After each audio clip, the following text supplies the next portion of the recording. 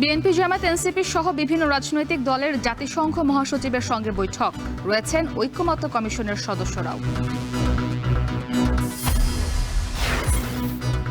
উখিয়ায় জাতিসংঘ মহাসচিবের ঐতিহাসিক সফরে বিশ্বমঞ্চে নজর কেড়েছে ঝিমিয়ে পড়া রোহিঙ্গা ইস্যু, প্রত্যাবাসনে আশার আলো। কোন দলীয় সরকার এই রোহিঙ্গা ইস্যুর কোনো সমাধান দিতে পারবে না। আমাদের শেষ ভরসা বলতে পারেন ডক্টর মোহাম্মদ ইউনূস এবং জাতিসংঘের মহাসচিব। বৈশাখের আগেই ঢাকার অলিগলি সহ সব রাস্তা মেরামত, 60 ফিট সড়ক পরিদর্শনে এসে জানালেন উত্তর সিটি কর্পোরেশনের প্রশাসক।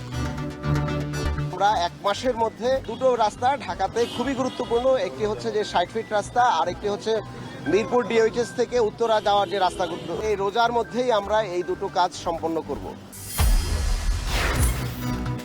এবং আসিয়ার পরিবারকে সমবেদনা জানাতে মাগুরায় জামায়াতের আমির 1 সপ্তাহের মধ্যে বিচারের দাবি দলটির মহিলা বিভাগের।